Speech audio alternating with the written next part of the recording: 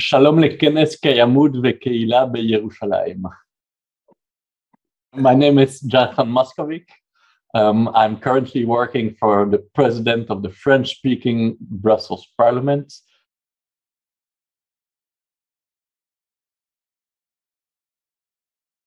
I would say for different reasons. The first one, it's because it's institutionalized.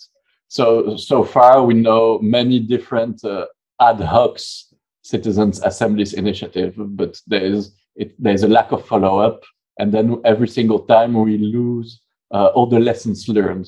And so here it's at the heart of the parliament. For 1 year, we've been working on changing the internal rules of the parliament. We have the deliberative mixed committees, which means that even if within 2 years now, in 2024, there will be next election and maybe a new coalition, that the parliament will be linked to these new deliberative committees, and it won't be that easy not to work on this anymore. Second reason, I would say, it's the mixity. We know many different citizens' assemblies, but usually they are 100% composed by randomly selected citizens. But here, what is interesting, I would say, is the fact we mix decision makers, politicians with randomly selected citizens, which means that at the end of the day, because we are still in a representative democracy system, the politicians, they have this obligation to do something with the recommendation, and they are the best ambassadors of what's happening.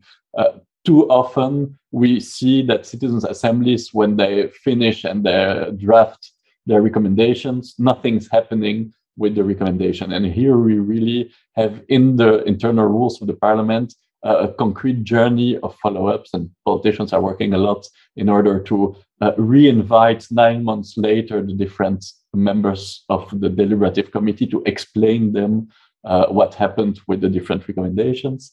And I would say 2 more things. What is so special about our deliberative committees? The inclusion aspect. So we have many different measures, from multilingualism to defrayal to also the possibility for babies and children to stay here while their parent is participating to the deliberative committee. And then I would say what is also important is the fact that because it's institutionalized and it's in the parliament, there's an entire follow-up.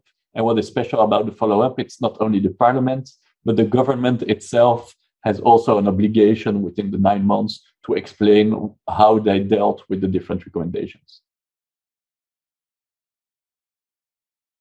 So I would say there are different layers to answer to that question. I would say, firstly, there is the symbolic one. The fact of opening the parliament to citizens is a huge change.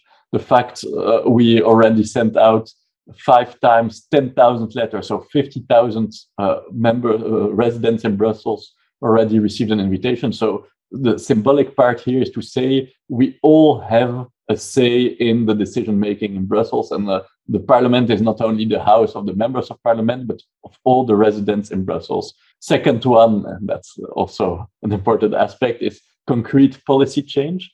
So for example, we had the first one was on 5G, and the Citizen Assembly decided that 5G should be implemented in the region. And so now we'll see that 5G will be implemented in the region.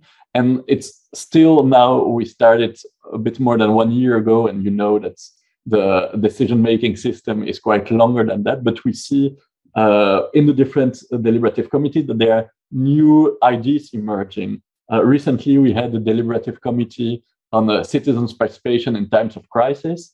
I can mention you, for example, that there was the first recommendation was to launch a permanent citizen assembly, and that could be, let's say, activated in times of crisis. And concretely, the government is working on this, and civil society organizations are also seeing what their place could be in that. So it's quite interesting. And maybe if you ask me the same question next year, I can give you more concrete examples.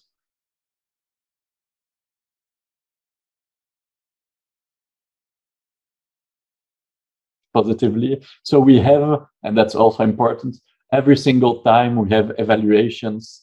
And so there are many questions that are asked to the citizens and to the members of parliament. And one of the questions is the level of trust.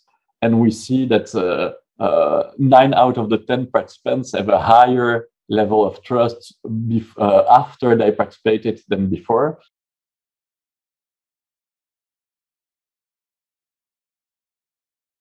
I hope so.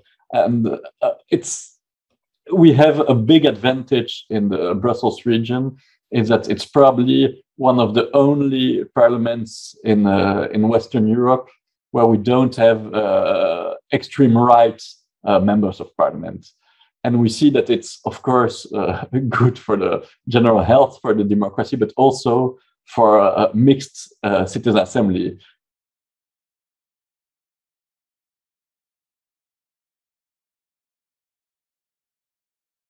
I would say that it's also linked, and that could be interesting for Israel too, to a huge political crisis. You know, it all started, I would say, deliberative democracy in Belgium in 2011, when we had no federal government for 541 days. And so back then, there were different demonstrations. People were not happy at all with the situation. And 10 years ago, we were considered like a bit hippies.